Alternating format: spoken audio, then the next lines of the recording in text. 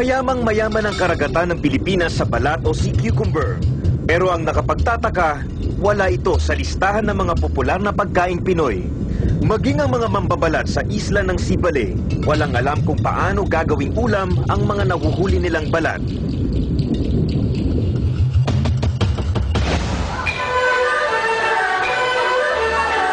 Sa Arangke, dalawang klase ng mamahaling balat ang ibinibenta rito.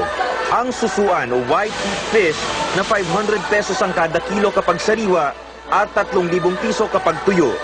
At ang putian naman o sand fish ay 700 pesos kapag sariwa at 6,000 piso kapag tuyo. Dahil na rin marahil sa kamahalan ng presyo ng balat, kaya iniisnab ito ng mga Pilipino. Pero patok naman ito sa mga Chinese restaurant.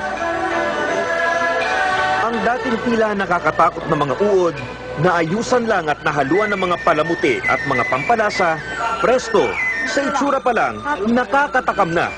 At masarap kapag natikman na.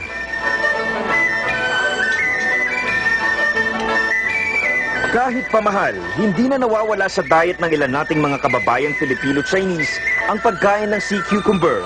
Naniniwala kasi sila na maigi ito sa kalusugan. That's good for the hair conscious.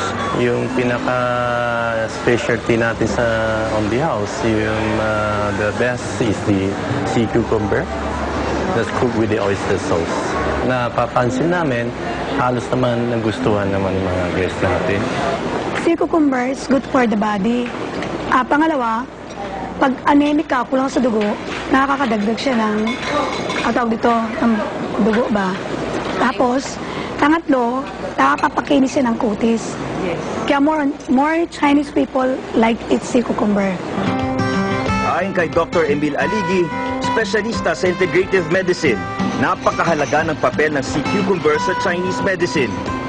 Minsan nga sinasabi nila na may aphrodisiac property ang sea cucumber. Hindi exactly aphrodisiac sa tingin ko dyan. Pinibigyan lang siguro ng improvement yung pagdaloy ng dugo. Kasi usually sa mga impotent na tao, yung pagdaloy ng dugo ang may problema eh. Mabisa rin daw ang pagkain ng sea cucumber para sa mga matatandang may arthritis. Meron tong chondroitin. Yung chondroitin, parang cartilage. Tapos ang nangyayari, kapag may kakulangan ka sa cartilage, numinipis dahil sa paggamit, sa pagtanda mo. So, supplementation ito nung nawawalang o numinipis na cartilage mo sa buto. Dagdag pa ni Dr. Aligi, may taglay ding antioxidant property ang mga sea cucumber na panlaban daw sa cancer. Lahat ng kasi nang galing sa dagat may alkalinizing property. So yung alkalinizing property para din yung antioxidants na pinipigilan yung pagdaloy ng mga free radicals. Kasi yung free radicals natin, yun ang sumisira sa ating natural cells. At kapag nasira ang natural cells, pwede itong mag-mutate into cancer. Bukod sa pinagkukunan ng mga sea cucumber ng pagkain, gamot at kabuhayan, itinuturing din silang mga scavengers of the sea. Ang sea cucumbers are detritivores, no? So sila yung mahalaga sa pag-recycle ng organic material na nasa dagat, no? Lalo na yung nando sa sediment sa dagat. Pwede mo siyang ihalin tulad sa bulate. Hindi ba sa lupa, may mga bulate tayo. Mahalaga ang mga bulate pag-aerate ng lupa, no? Pag-recycle ng taba ng lupa. Ganon din ang role ng mga balat sa dagat. Sila yung tinatawag nga na earthworms of the sea.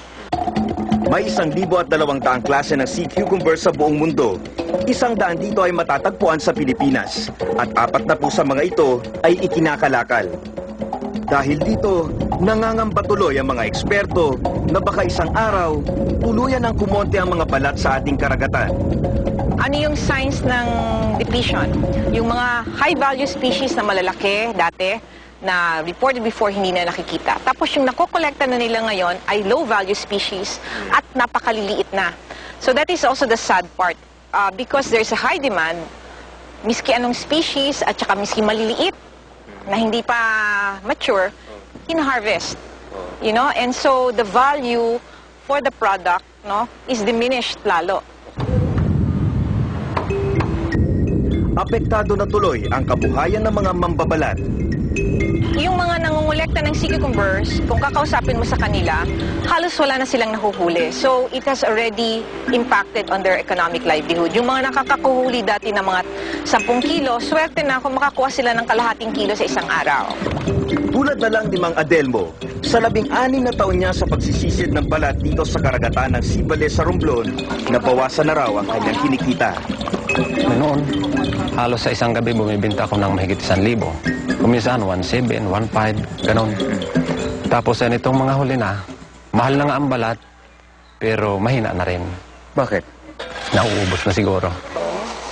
Ganito rin ang obserbasyon ni Baby Chua sa 14 na taon niyang pagbebenta at pag-i-export ng mga balat. Maliliit na parang anak-anakan na lang.